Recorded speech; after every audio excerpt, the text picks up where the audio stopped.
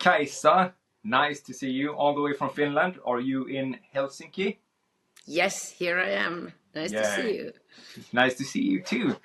As I said when we talked a little bit beforehand, I asked the team Eternity that I help a little bit with the mental preparations before synchronized skating about who do you want me to get in contact with and ask a few questions. And your name came up, Kaisa, and I'm happy to see you. I'm happy that we got to do this, and I would like to ask you to describe yourself for those who don't know you, who you are, what you do, and what was the sort of the steps to get to be the trainer for the Helsinki Rockettes? So I'm a coach of Helsinki Rockettes, and I'm also the leader of the coaches team of my club, Helsinki Figure Skating Club. And I worked in this position now for almost 30 years. So I have a long experience. Before that, I actually skated in Gothenburg for Teams of Rights. And I changed there for my last skating season from Turku, where I'm originally from. And before starting synchro, I was a single skater. So it's been like a path through single skating to synchro in Sweden, and then starting the coaching long ago.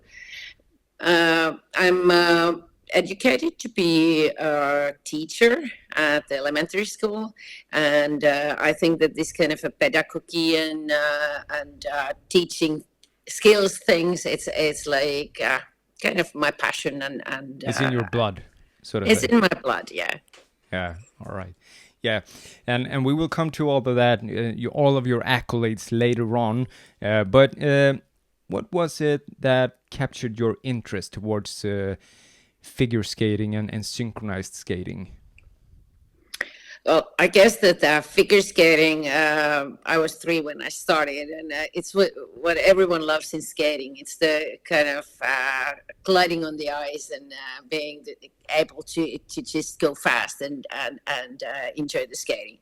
But later on, I think that one thing in figure skating overall is like connection between the music and musicality and the kind of performing.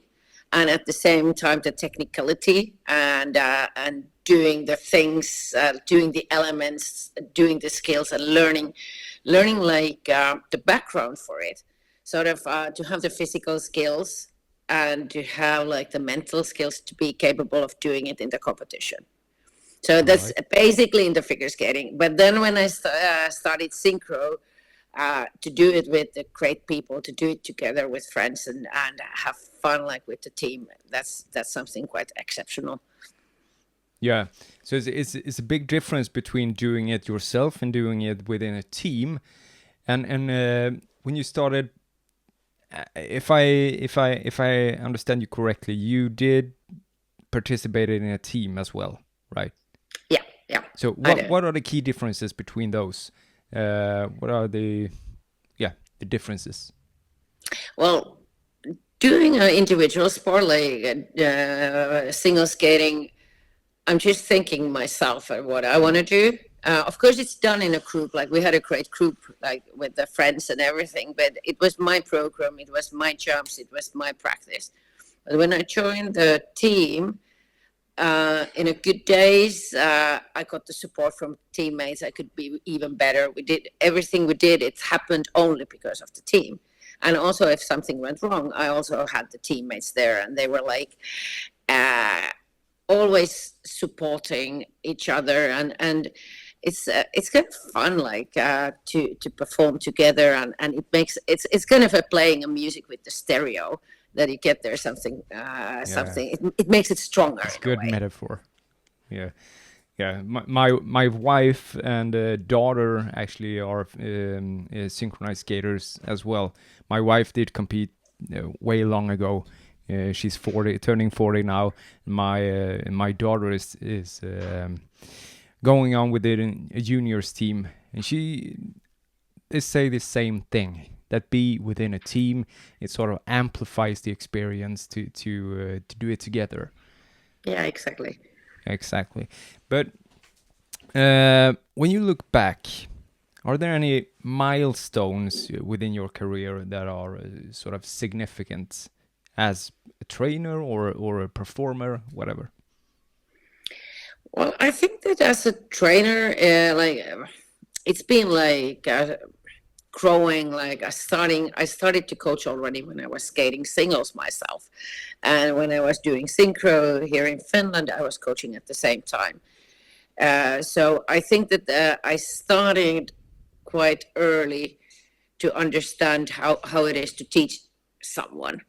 And I think I was learning from it. So I think that has happened to me all the time, that I've been learning from the people that I teach.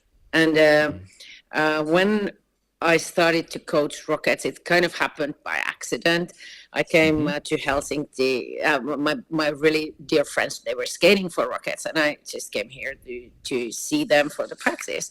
And then they figured out that I actually could be their coach, and they made it happen. And I started, and I think that I never thought about it before. I was just coaching the juniors in Turku, and I continued like driving back and forth Turku, Helsinki. So then at a certain point when we started to compete in the World Championships and getting there and getting the silver medal in the home worlds, being second after Sweden, I think it was something that it started like that. Okay, hey, this is what I do now, seriously. And from that, it was 2001. And from there, like going to the world several times, it's been like great, winning, losing, meeting the people all over the world. Now having these championships here, 2025 in Helsinki, we managed to make two great performances. The ice rink was full of people. Everyone was so supportive. That was something that was super great. Yeah. So you've done a whole lot, and a little bit of a neighborly sort of competition between Sweden and Finland is is always been there. But you began as a coach back in '97, if I'm not wrong. For Rockettes, yes. Yeah, for Rockettes. Yeah. And for how long have Rockettes existed? It was the first team in Finland, formed 1984. 84. All right. So yeah, I learn sort of on the way. But I would like to get into sort of your thoughts about leadership. So I would like to ask you, you lead a team that combines artistic expressions and extreme precision. How do you build a team where everybody have to be individually strong and perform at its best, and at the same time are synced? Sort of a broad question, but I will let you elaborate and see where we end up. Maybe there's a follow-up question. Well, of course, like when talking about making a great team, I need great individuals, and they start like training when they are young, because you don't build up set like just like I can't say that do this, do that if they don't have the skill. And the skill, of course, the main thing is like their skating skill. Like how can you skate? But you have to have the physical skills. Like you have to have the strength, endurance, the flexibility. You have to have musicality. You have to practice like how you perform. We do a lot of dance classes, ballet classes, Pilates type of classes. So it's kind of a thing that the individuals need to be good enough in the basic skills, and then we start to put them together. So we do a lot of skating skill practices, like how do we want to do things, what is the rhythm, how we are doing it with the shoulders, so that we build the movements to be similar. And then when we do this performance, like If the theme is kind of a fast music or slow music, then we just start practicing it, and we do like hours and hours on ice and off ice with the video, giving the feedback. Like the skaters are giving the feedback to each other. I'm giving the feedback. We ask the judges or kind of specialists to come and give the feedback. So we build it better and better during the spring already, and then at the summertime, and now we are like full speed towards the competitions. All right, so step by step, by getting the framework sort of for the whole theme.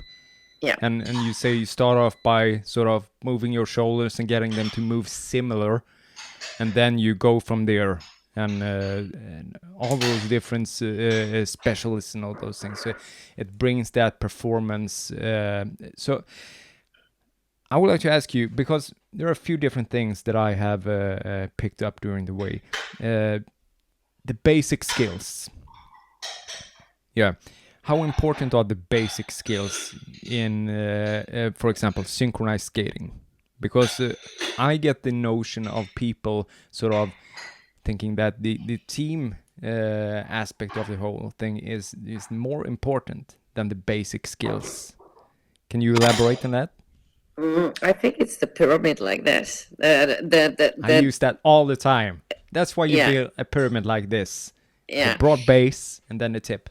Yeah. Exactly. And it's like there can be an individual joining the team with a little bit lower skill. But then there is a risk that if you don't have the really strong base that you're doing and you go to the competition, are you more fragile for the mistakes? So like always, like when the competition gives also the mental pressure, and you really have to shine there and be strong. And if your basic skills are not really strong, there is always a risk for a mistake. But at the same time, like I think that it depends what level you aim at. But if you aim at the really top, you have to have like the basics that are really strong in a multiple way. Like skating skills, I think that we still work with the really basics every day, every week, especially during the kind of basic skating skill sessions, that I can add different things to the program when the skaters are good with their basics. So I think that that's the thing. And also like when we talk about the synchronized skating, like the elements, like we talk about the shoulder lines, or we talk about like how to do the intersections, I think that also the understanding of those basics, it has to be there, that we cannot do a traveling wheel before we understand what is a wheel. Yeah, interesting. And that goes for all sports, because you build habits within your skills that you don't have to think about further down the road. So when we talk about habits, we can keep like 5 different behaviors going at the same time, plus minus 2 sort of. And when you get the basics down real good, you have the possibility to think about other things. You get the control aspect of the whole thing, that the competence loop, that those go together. You feel more confident when you have total control. Exactly. And you can think about other things, learning the music and listening and express yourself and all those things when you have the basics down to the line. Am I understanding you correctly? Yeah, and it's sort of like that. There's a lot of base skaters that they can do something, like they can do a spiral, for example. But the point is that how you do the spiral. So it's kind of like it has to be done like with the perfect body line. The free leg has to be lifted up. You need to turn your ankles out. You need to have stretched knees. You have to have nice upper body position. So to build it like beautifully done, you need to have like a really good basic spiral. And then when we go to the competition, we also add there that it could be like that we are doing it to Carmen music, so then you need to do the spiral with the spices, or we do it something more. So you have to be capable to play with it. And always if things get difficult in the competition, you need to be like able to drive your spiral with the deeper edge or wider edge, or you have to know how to do it, because when there's a team on the ice, it's never like exactly similar 2 times what's happening. There's always differences. Just like when you sign your name, it's always different.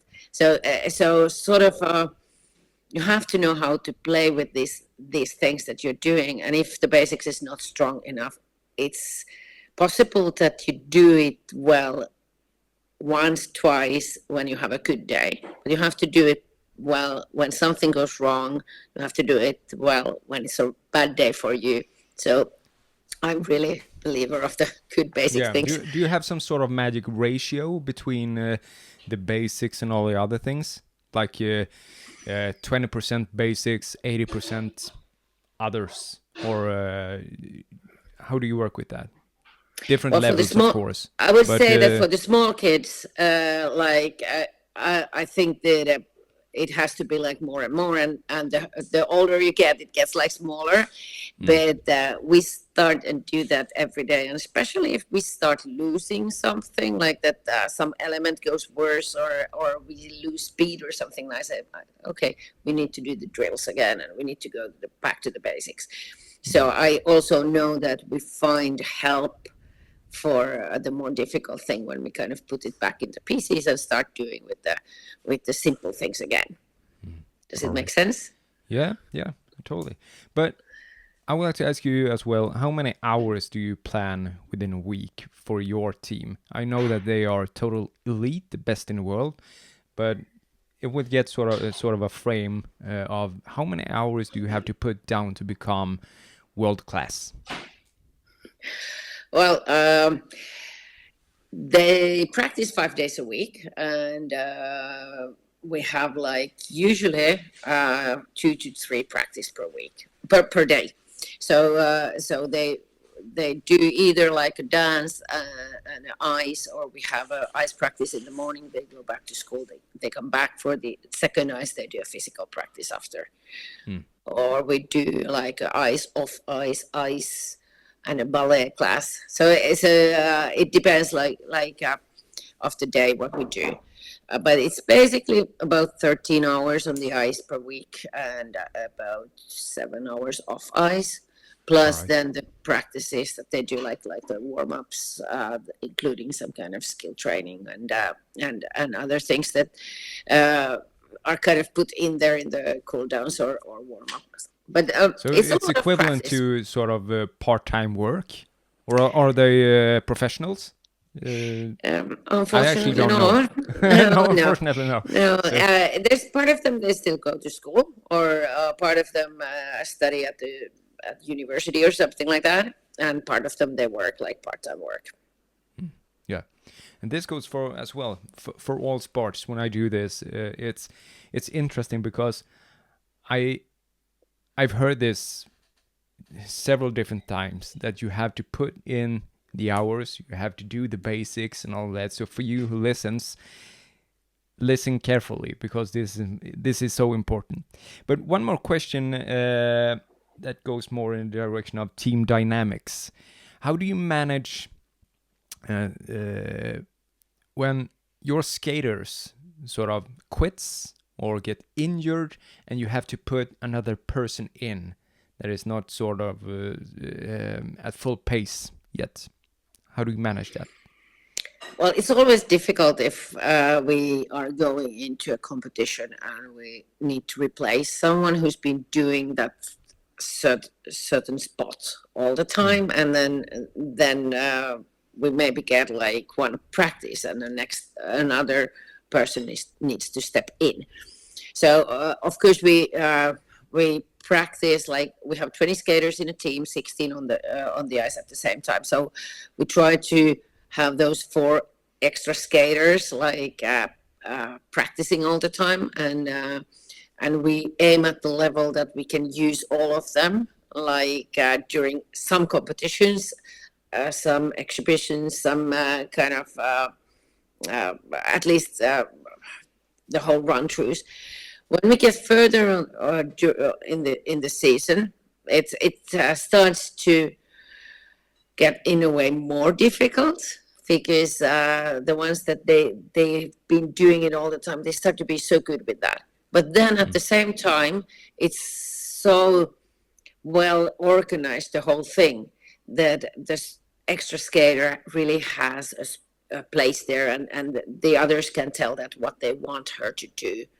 So it depends, of course, like a part of the season, but it's challenging for the substitute to jump in. Yeah, it's real challenging, and as well the aspect of the mental game, where you have to go on the sideline and work yourself. How do you keep them motivated to keep on pushing, to keep on working towards that significant spot that they want to be in? Well, I think that the main thing is that everyone understands that that they are already good to make it to the team. Sort of having if you are in the Barcelona football team, you are already a great football player, but it doesn't mean that you are there in the opening or that you get the minutes. So I think that I want them all to understand, and we talk about it, that they are equal. They are equal as a persons, they are equal as a skaters. But then there's this 2 minutes 50 for the short program or 4 minutes 10 for the free program in the competition, that four of them, they're not. Yeah, so they're benefiting in different ways, either way. Yeah. So yeah. And if one of them is needed there, they are like so valuable that they really have to be focused. They need to be prepared. And then maybe this year someone's not in, but it's her turn next year. So it's also like a journey, and everyone like develops a little bit different speed, and someone can pick up like later. If there's a skater that I think that might not get to the team like a second year in a row, I'm kind of talking that there is a risk. So that because it's difficult to jump in the train that's moving. So everyone else is improving as well. So if someone is a little bit behind with some skills, they should like go faster than the others. And then what kind of support do they get then? Well, because that's an interesting. I believe that you are a team, you and different assistant trainers and specialists that you talked about. Yeah. How do you manage that challenge? We have the assistant coaches. They are helping them. Like if I'm concentrating on the program, so the assistant coaches are helping them. I just think that the athlete has to do the job herself, and it's like no one can set you the skills. If you are behind with things, you have to work like so much, and often it works because the differences they are so small. But if there is someone who is lacking some skills and there's others that they have it, then I'm just honest that if it seems to me that you might be a substitute again. Are you ready to do it? And I don't have the crystal ball, so I cannot say. I can just say that it might happen, so that is then you have to bear the risk. Well, it's a part of sports, either way. But it's nice to hear that you manage it in that way. That sort of no beating it around the bush, but going and talk to them and giving them feedback, because that is the only thing that drives change, is that you get to know what you do good, so you can do that thing, and what you need to change.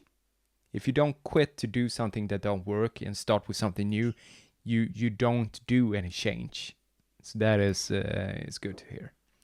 Yeah, well, here it's difficult because it's again the same that I was saying, that it's a lot like how you do it. That I don't want to say anyone that you can't do something, because you may most likely you can already do it, and you can even do it quite well. Yeah, you can do it even better.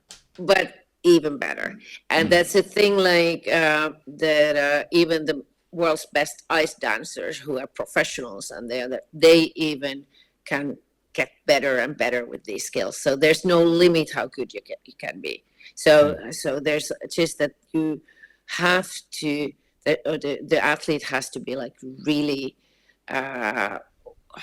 willing to work also with the physical skills, to be stronger with the movements and the dance skills and everything. It's not only about the skating, it's often the whole thing, how it looks. And that's also a quite difficult thing to give the feedback from, because it's an opinion that someone else can have another opinion than I have, and value kind of different things. But since we are looking to unison, it always has to look like the others in that team. Yeah. And for all of you leaders out there that want to help a person, you can you actually use that.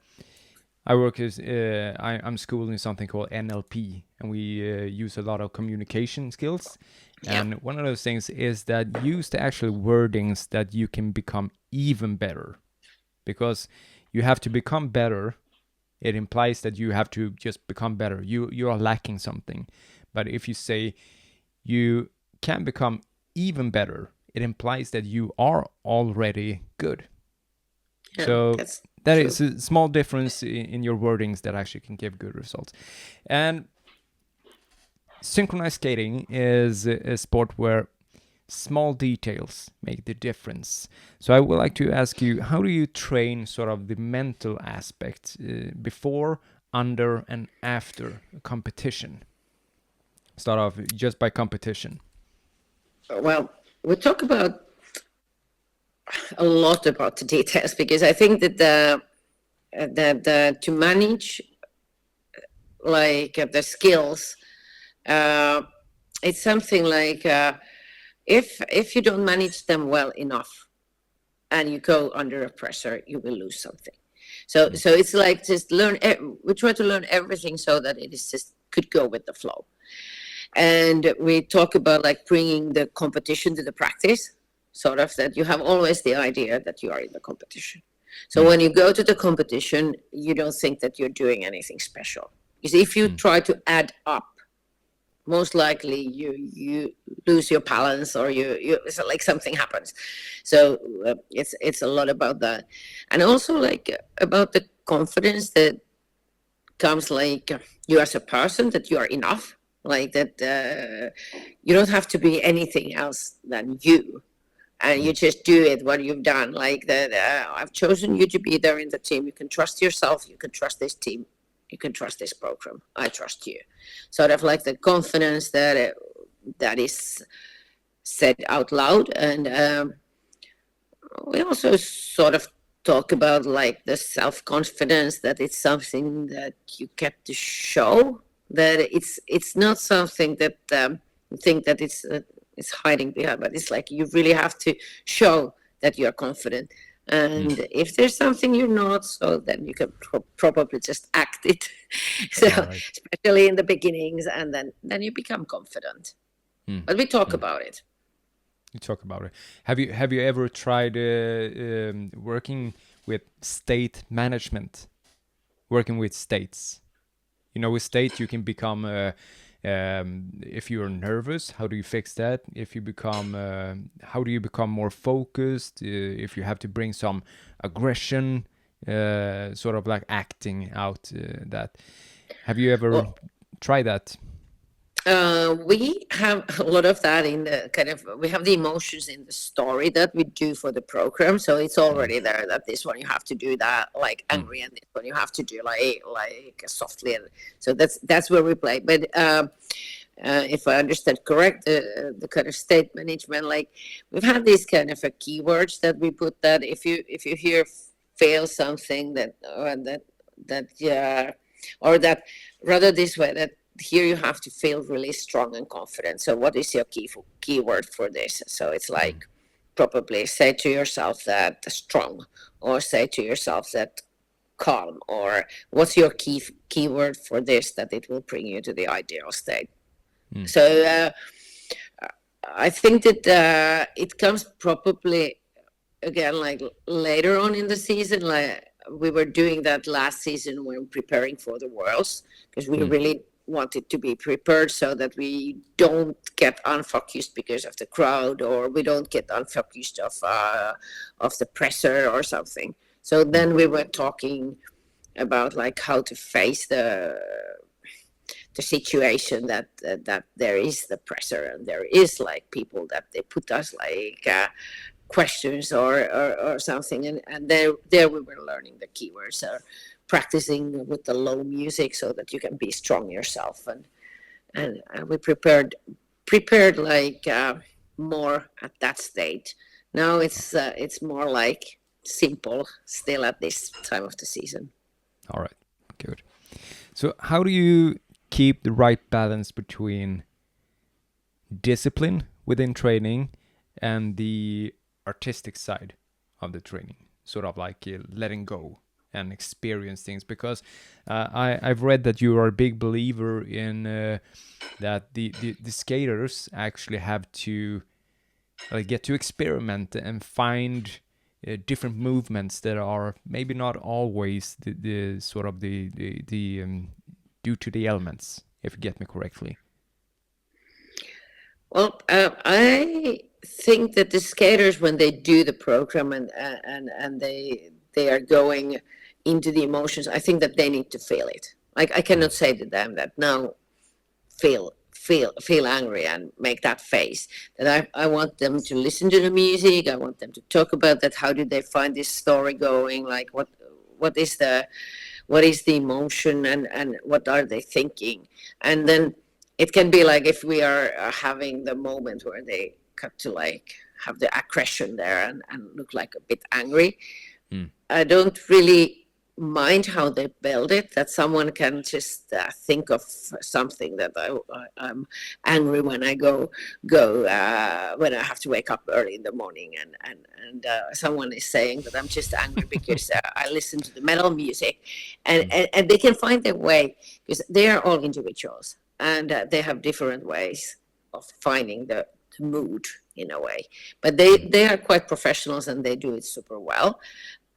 And if someone finds it difficult, then I try to help more, and I give these keywords. And I also see that they ask some other skaters that how do you feel here? That how do you find it? That this is difficult for me. So I let them find their ways. Nice. When you create your programs, they are quite emotional and quite expressive in a way. How do you find that? How do you create something that, for me as a spectator, gets interesting? I think that music is one of the key things. So that the music is something that it captures you in, and also the skaters. So I feel that it has to be something that they sort of find that, no, this is something I can perform. And when the music and the theme is there, I think that it's the most fun thing, like to start building it, the choreography, that how do we come, that there is the contact to the audience, it's built in to the choreography. And there's also like contact between the skaters, and also kind of a contact with the music, contact with the eyes, contact with the movement. So I think that it becomes interesting when it's not just done on the music and having the elements. It's a story, or kind of a like a what comes first, piece the of music. The music, the story, or sort of the choreography? I've noticed nowadays that the music comes first. That Right. I've find like I used to have this, that I could have a theme, that I want to do a theme, that now we are, like I did one year, this tiger, and it was a kind of a simple theme, and then I was like, oh, that's cool, but I need to find a music. And then I was doubting it, and I was talking about it, and I found it. But nowadays, I find the music first, and then when I'm there, I have this idea that, okay, this is something that is special, and it's not something that I took this from a movie, Pirates of the Caribbean. Now we are the pirates. It could be that I take it from a movie music, but we are not doing what the movie is about, and that it's going to be part of the story. So I think then that it's important that what does that music talk to us? What is the thing in this music? But I always built some kind of a story there. Like now we are doing the short program for the Fortuna from the Carmina Burana. And I think that it's super interesting that we are talking about like how the destiny works. Like what is how it can be that if they are the destiny, that how they can like kind of take the people that are watching there, like to be a bit afraid of them and to show them that we can do whatever, we are the destiny. So I think that it makes it interesting that we have there the storyline behind. It's not just, even though it's just a great music, but it's not just a great music. When you do, I can recall what it was, the theme that you have, the music, the Carmen yada yada, the music that you said. Carmina Burana. Yeah, is that really like that real magnificent sort of, if I can recall. But yeah, either way, how do you train them to express themselves? Is that something that you yourself or someone in your team do, or do you go sort of outside of skating and use like the theatrics or sort of actors to help them? We've had like sometimes actresses helping us, and it's always helpful. Now this time, like I think that we have found, like I have such great characters in the team that they come there out, and I talk about them about the performance with them, so that they find it, and we can even test that. Like, here, can you show that you're really like happy? And then they, well, it doesn't feel good. I'm like, okay, so we need to be more aggressive. So let's try it like this, and then we kind of practice that how it is. And in the beginning, I'm saying that don't worry, there's not like right or wrong. That it makes it interesting for me to see that how you hear the music and what kind of impressions you have, that then I see what comes out. But when I see that what we want, then we practice it like a lot of eyes, having the music there, having someone watching and doing it, and you have to do it more, and now you probably like use your body, and you have to have the eyes, and when we go to the on the eyes, it's like a lot like where are you looking at, and I think that the performance is of course like the expressions of the face, but it's a lot like how you kind of move with your whole body, and what kind of accents you do, and what kind of like looks you give, and it's the whole thing. It's not something that I can order them to do. It's like it has to come from their souls. But I think we all can learn from synchronized skaters, because I do a lot of public appearances, and the way that synchronized skaters smile is something in particular, because when you stand close to them, the first time that I saw this, when my wife practiced, when they do the when they don't have their skates on, and you do all of your sort of you're dancing around and doing your program on the ground, and the way they smiled, you can see it a mile away how they smile. So I think about that when I stand far away from people. How do I smile? Smile more.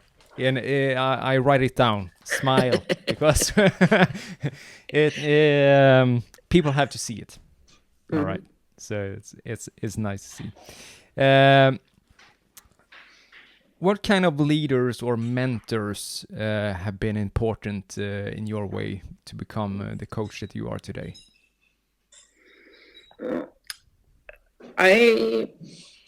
I think it could be within skating, or it could be outside. If you have been influenced by some other person, some some sort of an idol or something?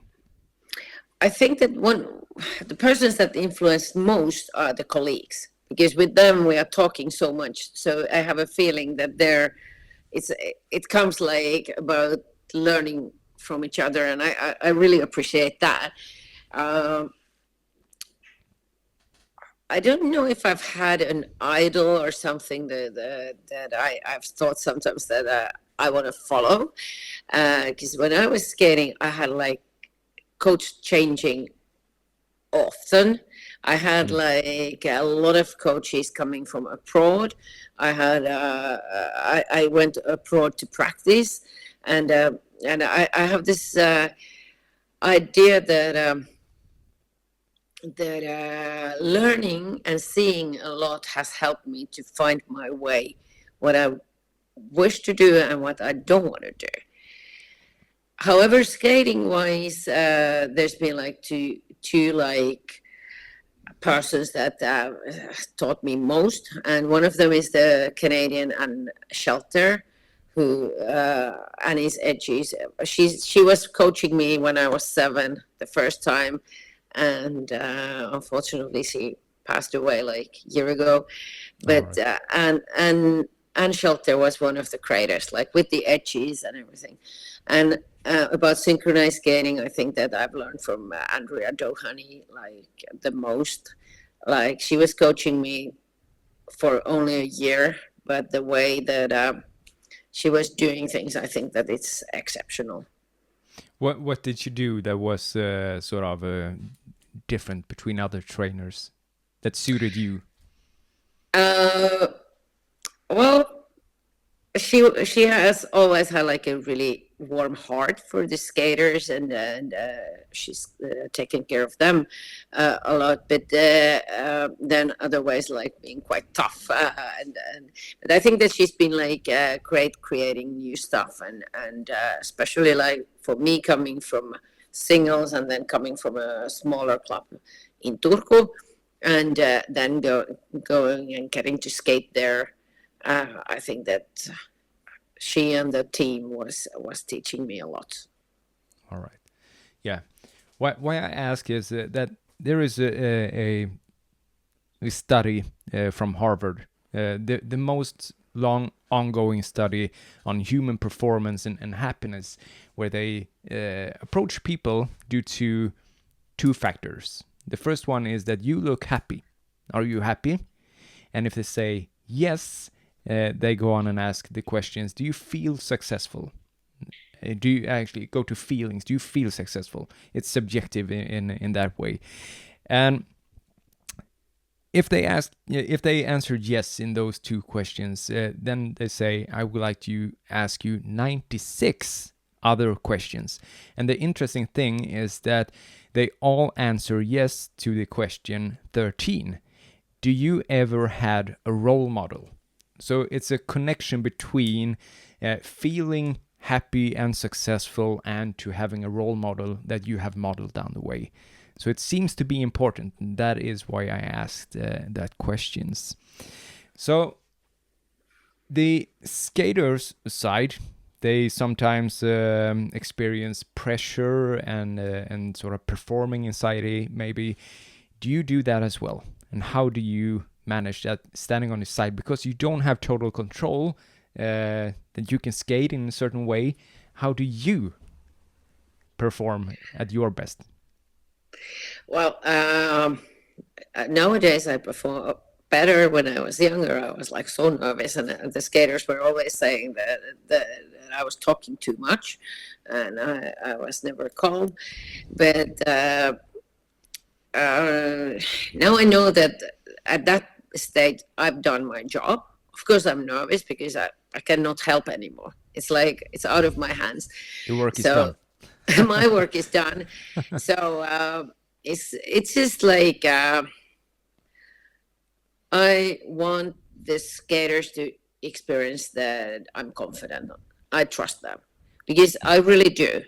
And at that point, like me being calm, taking it easy, I know it's the best. Like if I start to do something special there, it's the wrong time. So I'm just me, and I have like the world's. I was thinking that if this doesn't soon stop, I will die here. Like it's something like when they go on the ice, I'm just like, please stay on your foot, please stay on your foot, and it's like I'm looking everywhere, just seeing that everything goes well. I am nervous, but So I maybe know you will that become the world champion and holding your breath for 4 minutes or something like that. something like that. But I know that I just have to be calm there and tell them like what time they need to be out, how many minutes when I put the music, like doing those little routines, and that's it. Giving them a hug and saying that you can do it, have fun. Yeah, it seems to be working great, by the way. What do you see to be the greatest challenge or opportunity for synchronized skating in the future? Challenge? I think that the one challenge is that we have like a lot of countries that have great teams. That it's so nice to see when there's more countries coming into the competition. So that way, I hope that we will get to the Olympics. So it's like I think that the one challenge, and as an opportunity, I think that we are seen as one of these disciplines that people are having fun with, like somehow like snowboarding or skateboarding or breakdance or whatever, ever this kind of sports where the crowd is involved.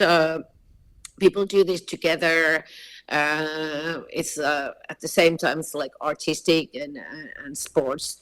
I think that one thing that we are mainly like female athletes.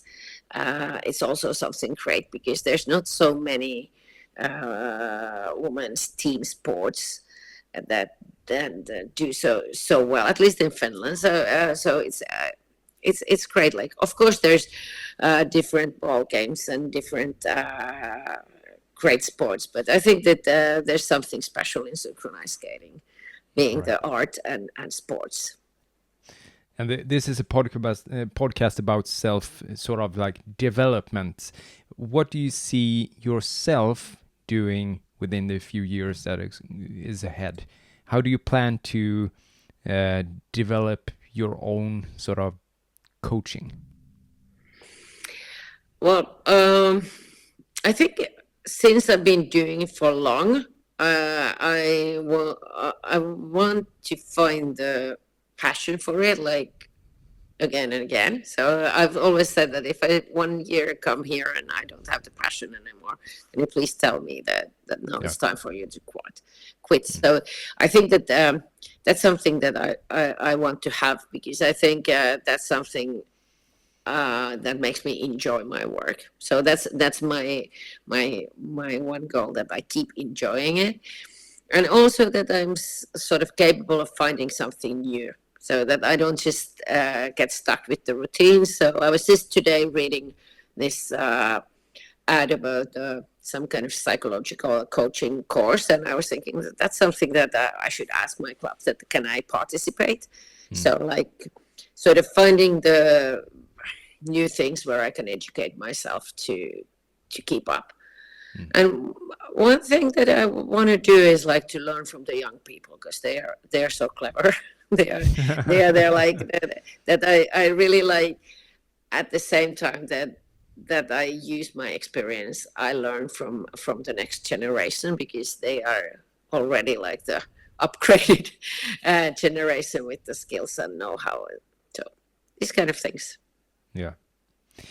And I would like to go out with a question, the last question, Kaisa. If you want to become a top-level performer in any sport, not only synchronized skating, but it could be everything. It could be in business, in sports, whatever. What are the general tips that you would like to give the listener?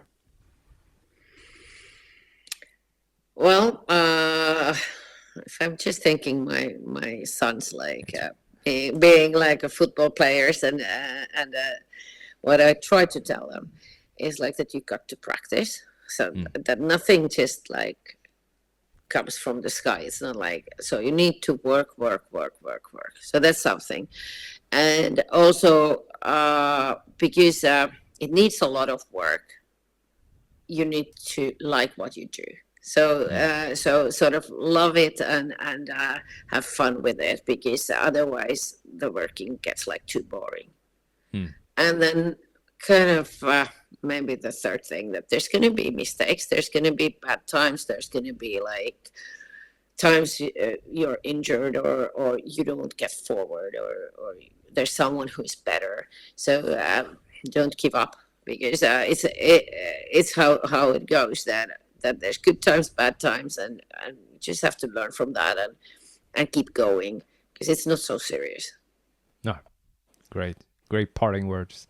Well, Kaisa, I'm so grateful that you participated in my podcast, and I know that there's a few listeners back here in the team that I coach. They're really listening to you. They appreciate that you joined me here.